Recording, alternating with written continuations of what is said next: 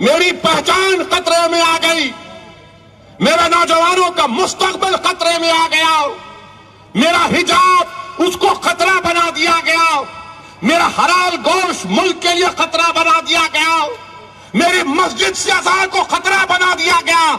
अरे तुम्हारा क्या नुकसान हुआ? क्या उत्तरकाशी में मुसलमानों से नहीं कहा गया कि छोड़कर भाग जाओ, तुम्हारा बायकॉट किया जाएगा? ये डिस्क्रिमिनेशन नहीं है। COO का कानून मजहब की बुनियाद पर नहीं बनाया, क्या ये डिस्क्रिमिनेशन नहीं है? माइनॉरिटी वेलफेयर का बजट आपने 40% कम कर दिया, क्या ये डिस्क्रिमिनेशन नहीं है? आपने मौलाना आजाद फेलोशिप को खत्म कर दिया, अल्पसंख्यक समाज के लिए अब कोई मुसलमान बच्चा फेलोशिप और PhD नहीं कर पाएगा, क्या यह डिस्क्रिमिनेशन नहीं है? प्रधानमंत्री, डिस्क्रिमिनेशन यही भी है कि आपके 306 MP में एक मुसलमान MP नहीं। वॉल स्ट्रीट जर्नल के जर्नलिस्ट ने कर दिया। हम तो उम्मीद करेंगे कि भारत के जर्नलिस्ट भी पप्पा जी से इस तरह का सवाल करेंगे। सुने फडणवीस, हम बाबा आदम की औलाद हैं, और बाबा आदम जब दुनिया में पहला कदम रखे तो हिंद में रखे, तो जब अब्बा यहां पे कदम रखे तो ये अब्बा की जमीन हो गई। देंगे नहीं, संविधान के मुताबिक अपने दीन पर चलेंगे, अपने मस्जिदों को आबाद रखेंगे, यूनिफॉर्म सिविल कोड को कबूल नहीं करेंगे। हम अपने मजहब पर कल्चर की हिफाजत आर्टिकल 29 हमको देता है। हम कि मेरी शनाख्त आज खतरे में आ गई, मेरी पहचान खतरे में आ गई, मेरे नौजवानों का मुस्तकबिल खतरे में आ गया, मेरा हिजाब उसको खतरा बना दिया गया, मेरा हलाल गोश्त मुल्क के लिए खतरा बना दिया गया, मेरी मस्जिद से अज़ान को खतरा बना दिया गया। अरे तुम्हारा क्या नुकसान हुआ? मगर अल्हम्दुलिल्लाह हम ठहरे हुए हैं, एक शीशा पिलाई हुई दीवार की तरह ठहरे हुए हैं। इन सबको देख रहे हैं, इन सबको देख रहे हैं, और हमारी जबान से क्या निकलता? हस्बुनल्लाह व निअमल वकील, हस्बुनल्लाह व निअमल वकील, हस्बुनल्लाह व निअमल वकील। तो अगर ये आपकी सोच होगी तो बराबर हम तैयार हैं, मगर अगर आप ये समझेंगे कि 16 चौधरियां बैठकर एक बड़े चौधरी से मुकाबला करेंगे तो नहीं होगा। तो हम आपसे बताना चाहते हैं, इखलास की बुनियाद पर बातचीत होगी तो हम समझ सकते हैं। अच्छा ये बताओ आप कि इम्तियाज जलील है, बीजेपी और संघ परिवार को 21 साल से औरंगाबाद की पार्लियामेंट की सीट, जो औरंगाबाद के पार्लियामेंट के इलाके में कोई विकास डेवलपमेंट नहीं होता था, कुछ नहीं होता था। औरंगाबाद की आवाम को मैं लाखों सलाम करता हूं, चाहे हमारे हिंदू भाई हो, मुसलमान भाई हो, दलित भाई हो, हमारी खवातीन को, गयूर नौजवानों को, सिख भाइयों को, हमारे तमाम लोगों को। उन्होंने कहा कि नहीं, अब बहुत हो गया, अब औरंगाबाद को इम्तियाज की जरूरत है, और इम्तियाज को कामयाब कर दिया। आपने क्या हराया? हम हराए। अरे ये क्या है बाबा? क्या हमारे कान में फूल है या तुम हमको मुंह में चॉकलेट दे रहे? उनको मुख्यमंत्री बना दिए, और हमारे जो सरकारी मुसलमान है,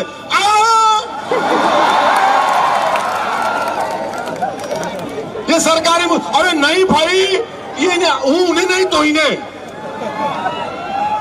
अरे ये कौन सी बात हुई? मैं मर्द नहीं, मेरा भाई मर्द बोल तो कैसा?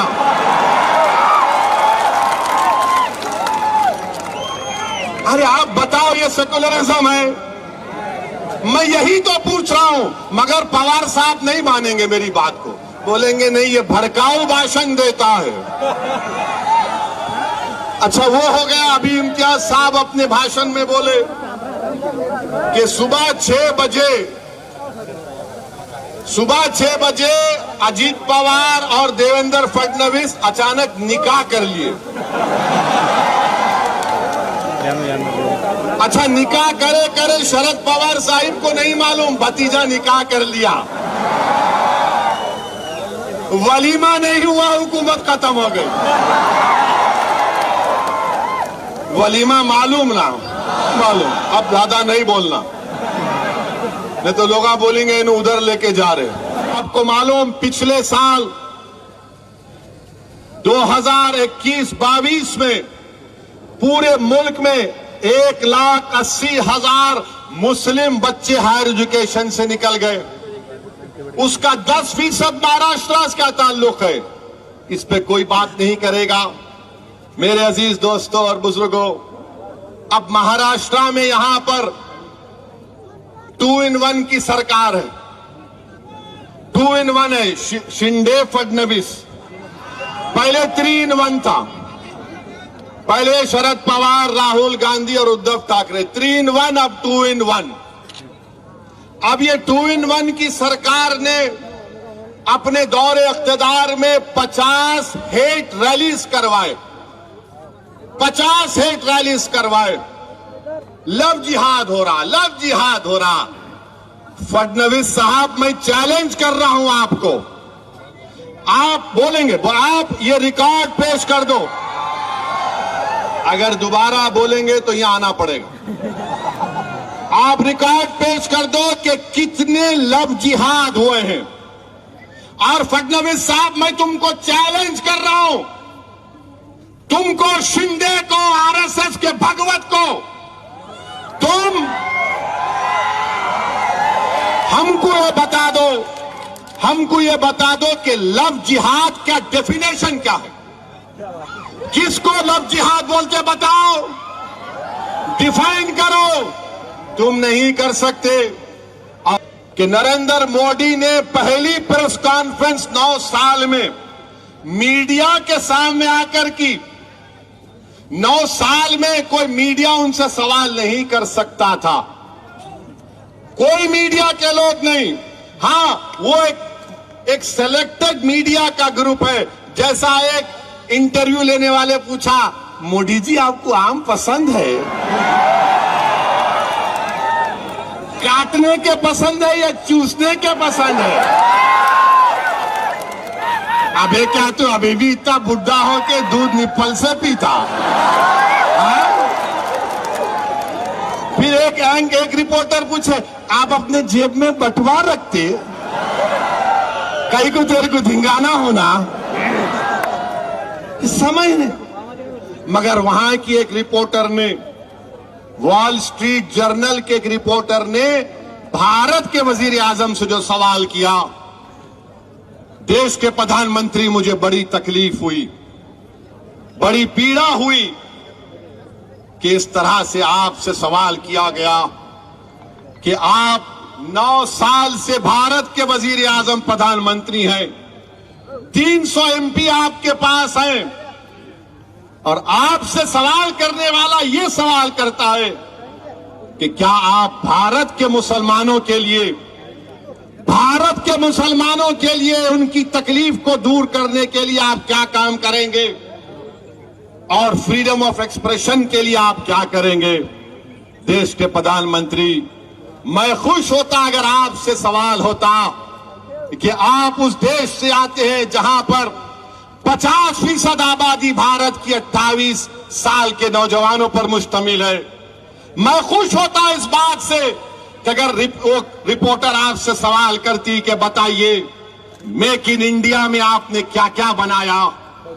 मैं खुश होता अगर रिपोर्टर आपसे पूछती कि क्या आपने 5 ट्रिलियन इकोनॉमी के उस टारगेट को हासिल कर लिया।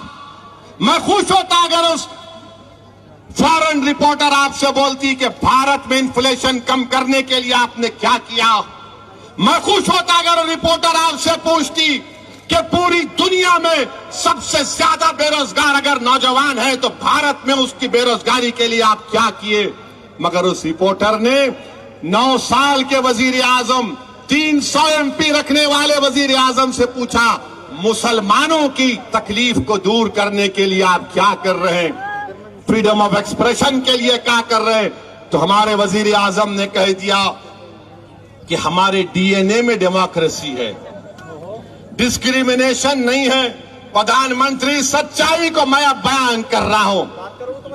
क्या मणिपुर में 300 चर्चिस को जला दिया गया, क्या वो डिस्क्रिमिनेशन नहीं है? 300 चर्चिस मणिपुर में जला दिए गए। क्या उत्तरकाशी में मुसलमानों से नहीं कहा गया कि छोड़कर भाग जाओ, तुम्हारा बायकॉट किया जाएगा? ये डिस्क्रिमिनेशन नहीं है। वजीर आजम क्या आपका दिल्ली का एमपी ने नहीं कहा कि मुसलमानों से कोई खरीदो फरोख्त मत करो, क्या ये डिस्क्रिमिनेशन नहीं है?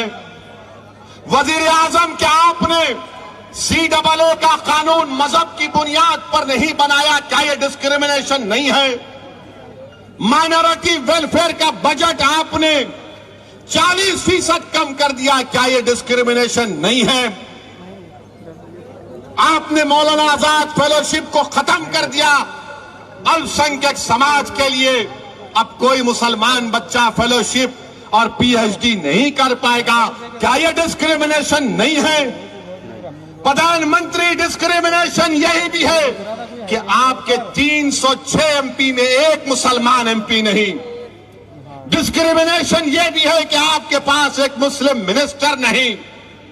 बताओ प्रधानमंत्री, फिर आपने ये क्यों कहा? ये मुझे बड़ी तकलीफ हुई कि आप से इस तरह का सवाल वॉल स्ट्रीट जर्नल के जर्नलिस्ट ने कर दिया। हम तो उम्मीद करेंगे कि भारत के जर्नलिस्ट भी पप्पा जी से इस तरह का सवाल करेंगे। करेंगे नहीं मालूम, मगर अफसोस हुआ देश के प्रधानमंत्री, आपसे इस तरह का सवाल हुआ। प्रधानमंत्री लाल किले पे जो खड़े हो कि आप 15 अगस्त को झंडा लहराएंगे, ताजमहल, ये सब क्या है? ये भी तारीख का हिस्सा है प्रधानमंत्री, हिस्ट्री का हिस्सा है। मगर जो 500 साल पहले हुआ, आप असदुद्दीन ओवैसी से पूछ रहे, तुम बोलो है? अरे भाई साहब, हम जो है बाबा आदम की औलाद हैं। सुने फडनवीस, हम बाबा आदम की औलाद हैं। और बाबा आदम जब दुनिया में पहला कदम रखे तो हिंद में रखे, तो जब अब्बा यहां पे कदम रखे तो ये अब्बा की जमीन हो गई, ये अब्बा की जमीन है। तो अब्बा की जमीन से अब कोई निकलने वाला नहीं है। हम सब लोग आदम की औलाद हैं। किसकी औलाद है? बाबा आदम, हमारे अब्बा, डैडी, पापा, अब्बू, बस ये समझना है। मगर इनकी औलाद, उनकी औलाद, अरे तुम क्या औलाद की एक्सपर्ट हो क्या? तोबा ऐसा नहीं होना, ना। अच्छा, अब आप इन्हें फोटो रखा तो भारत का जब कॉन्स्टिट्यूशन बना, भारत का जब आईन बाबा साहेब अंबेडकर बना दिए, उसकी पहली किताब में बाबा साहेब अंबेडकर ने पहली किताब बनाई। जितने कॉन्स्टिट्यूएंट असेंबली के लोग थे उन सब ने उस पर दस्तखत की। उस सब पर, सुनो भाई, उस सब पर उन्होंने साइन की। बड़े बड़े लोग जिन्होंने इस मुल्क को आईन दिया, जो कॉन्स्टिट्यूएंट असेंबली में जो लोग बैठे थे, उनका दिमाग, उनकी सोच, उनकी फिक्र उनकी कुर्बानी नरेंद्र मोदी से बड़ी थी, हरक से ओवैसी से बड़ी थी। उस पहली किताब में सबके फोटोज है, उसमें टीपू की भी फोटो है। आप निकाल दो उस फोटो को, आप निकालो ना उस फोटो को, दम है तो निकालो। उस पहली किताब जिसको हमारे कॉन्स्टिट्यूंट असेंबली के 4 फादर्स ने साइन किया, फोटो निकालो। अकबर की फोटो, झांसी की रानी की फोटो, गुरु नानक की फोटो, राम सीता लक्ष्मण की फोटो, गौतम बुद्ध की फोटो, महावीर की फोटो। अरे यही तो भारत है।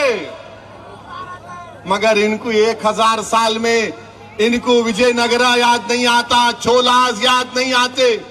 प्रधानमंत्री और एक बात आपसे हम पूछना चाह रहे हैं। ये बराक ओबामा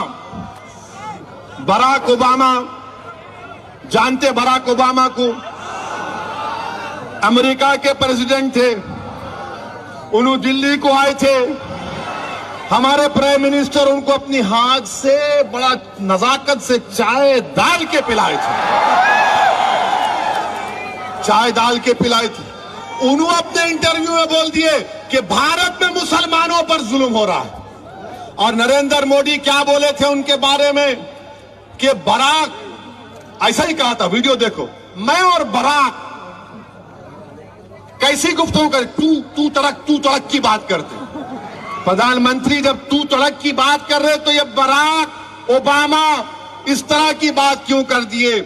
बहरहाल मेरे अजीज दोस्तों और बुजुर्गों, हमारे देश में ये जो फिरका परस्ती का जहर बढ़ रहा है, इसको रोकने की जरूरत है। मेरी आपसे गुजारिश है कि पुरअमन रहिए, मगर बुज़दिल मत रहिए। अमन को मजबूत करिए, मगर खौफ को करीब आने मत दो। अमन को मजबूत करो, मगर हालात से समझौता मत करो। अमन को मजबूत करो, मगर अपनी जमहूरी लड़ाई को जारी रखो। तुम्हारे करीब ना डर आना चाहिए, तुम्हारे करीब ना यह गैर यकीनी कैफियत आना चाहिए। हिम्मतों को बुलंद रखो। ये भारत हमारा है। हम यहां पर बाबा आदम के जमाने से रह रहे हैं, बाबा आदम के जमाने से रह रहे हैं और सुबह कयामत तक रहेंगे इंशाअल्लाह ताला। सुबह कयामत तक रहेंगे, डरेंगे नहीं। संविधान के मुताबिक अपने दीन पर चलेंगे, अपने मस्जिदों को आबाद रखेंगे, यूनिफॉर्म सिविल कोड को कबूल नहीं करेंगे। हम अपने मजहब पर, कल्चर की हिफाजत आर्टिकल 29 हमको देता है।